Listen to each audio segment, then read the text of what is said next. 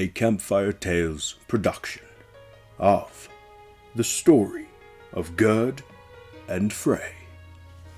Welcome to Story Time. Frey, the brother of Freya, was the mightiest of the Vanir.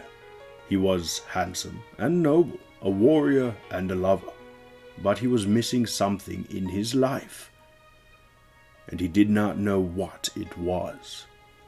The mortals of Midgard revered Frey.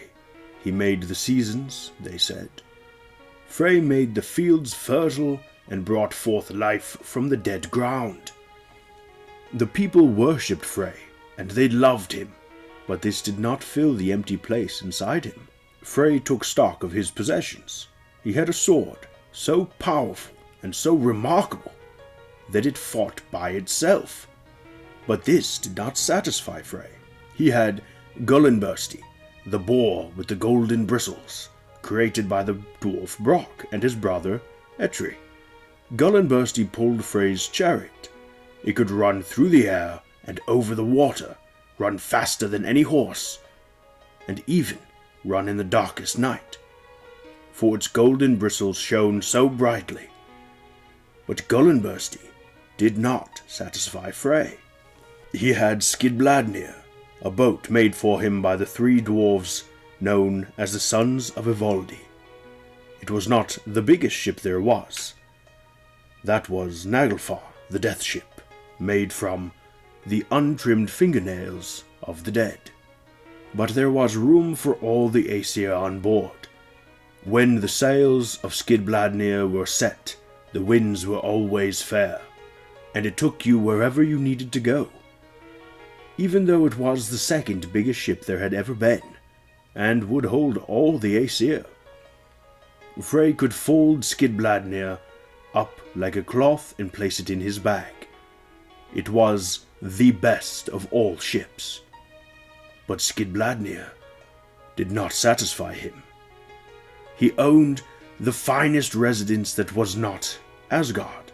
It was Alfheim, the home of the Light Elves, where he was always welcomed and acknowledged as overlord. There was nowhere like Alfheim, and yet it did not satisfy him. Frey's servant Skirnir was one of the Light Elves. He was the finest of servants, wise of counsel and fair of face. Frey ordered Skirnir to harness Gullinbursti, and they set out for Asgard together. When they reached Asgard, they walked toward Valhalla, the great hall of the slain. In Odin's Valhalla live the Einhir, those who fight alone. All the men who have died nobly in battle since the beginning of time. Their souls are taken from the battlefields by Valkyries, the warrior women charged by Odin with this task of bringing the souls of the noble dead, battle slain, to their ultimate reward. "There must be a lot of them," said Skirnir, who had not been there before.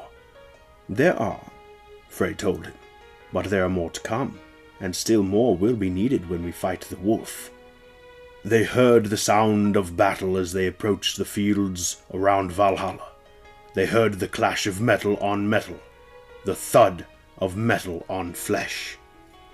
As they watched, they saw powerful warriors of all ages and places, well matched in battle, dressed in their war gear, each man fighting his hardest. Soon enough, half the men were lying dead on the grass. "Enough!" called a voice. "The battle is over for the day." At this, those who were still standing helped the dead men get up from the courtyard floor. Their wounds healed as Frey and Skirnir watched, and they clambered onto their horses. All the soldiers who had fought that day, whether they had won or lost, rode home to Valhalla, the hall of the noble dead. Valhalla was an enormous hall. It had 540 doors, and each door allowed 800 warriors to walk abreast. It seated more people than the mind could hold. In the hall, the warriors cheered as the feast began.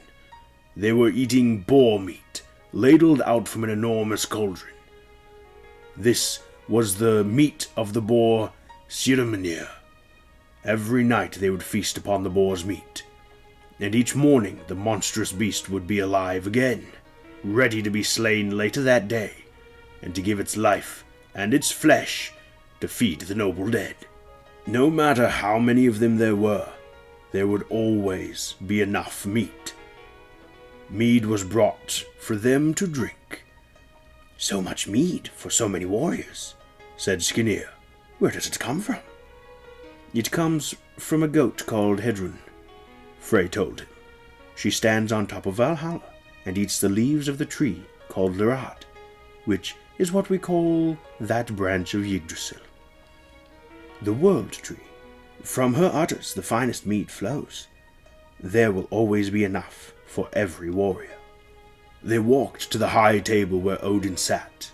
He had a bowl of meat in front of him, but did not taste it. He would stab a piece of meat with his knife from time to time and flick it onto the ground to be eaten by one of his wolves, Jerry and Freki.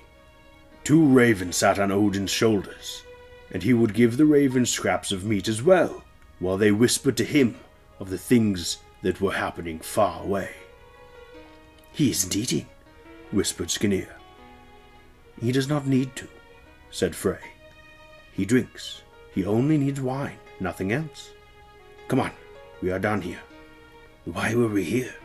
asked Skirnir as they walked out of one of the 540 doors of Valhalla. "Because I want to make certain that Odin was here in Valhalla with the warriors and not in his own hall at the Heidskaf, the observation point." They entered Odin's hall. "Wait here," said Frey. Frey walked alone into Odin's hall and clambered up onto Hedsklaf, the throne from which Odin could see everything that happened across the 9 worlds. Frey looked out across the worlds. He looked to the south, to the east, and to the west. And he did not see the thing he was looking for. And then he looked to the north and saw the thing he was missing in his life. Skirnir was waiting by the door when his master came from the hall. There was an expression on Frey's face Skirnir had never seen before, and Skirnir was afraid. They left that place without speaking. Frey drove the chariot pulled by Gullinbursti back to his father's hall. Frey spoke to nobody when they got there, neither his father Njord, who is the master of all who sail the seas, nor his stepmother Skadi, the lady of the mountains. He went to his room, with a face as dark as midnight, and there he stayed. On the 3rd day, Njord sent for Skirnir. "Frey has been here for 3 days and 3 nights, Njord said. "He has not eaten, nor has he drunk anything." "This is true," said Skirnir. "What have we done to anger him so?" asked Njord. "My son, who was always so gentle and filled with kind, wise words, now says nothing, only looks at us with fury. What did we do to upset him?" "I do not know," said Skirnir. "Then," said Njord, "you must go to him and ask him what is happening. Ask him why he is so angry. He will not speak to any of us." "I would rather not," said Skirnir. "But I cannot refuse you, Lord. He is in such a strange, dark mood. I am afraid of what he will do if I ask him." "Ask him, and do what you can for him.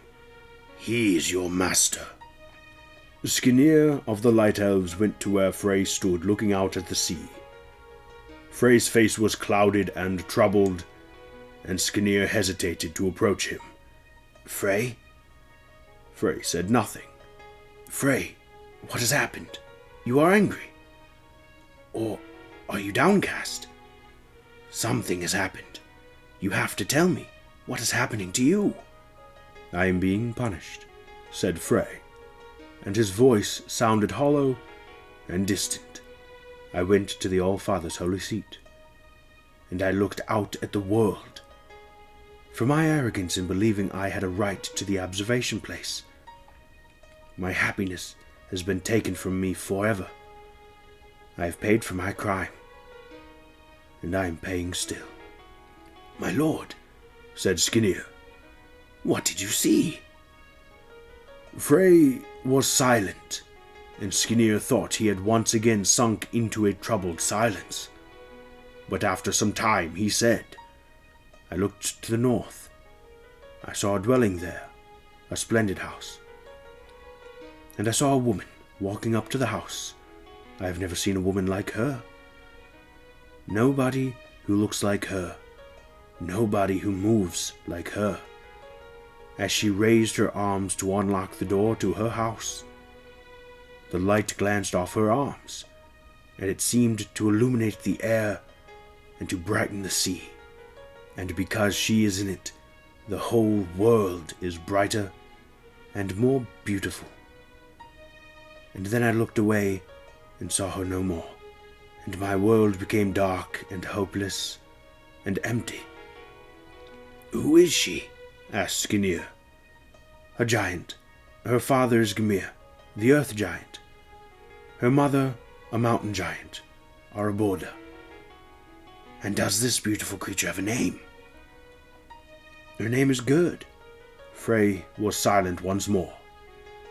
Skirnir said, "Your father is worried about you. We are all worried. Is there something I can do? If you go to her and ask for her hand, I would give anything. I cannot live without her.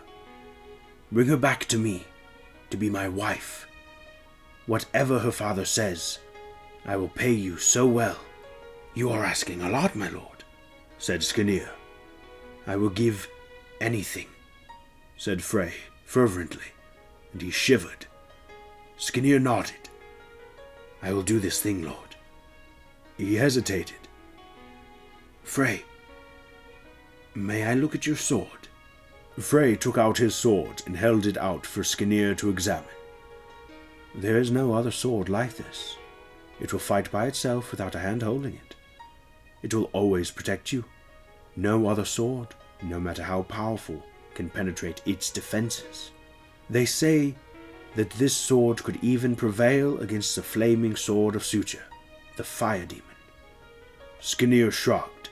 "It is a fine sword if you wish me to bring you Gerd. This sword will be my wages." Frey nodded assent. He gave Skirnir his sword and a horse to ride. Skirnir traveled north until he reached the house of Gymir. He entered as a guest and explained who he was and who had sent him. He told the beautiful Gerd of his master, Frey. "He is the most splendid of all the gods," he told her. "He has dominion over the rain and the weather and the sunshine, and he gives the folk of Midgard good harvests and peaceful days and nights. He watches over the prosperity and abundance of all humanity. All people love and worship him." He told Gerd of the beauty of Frey and of his power.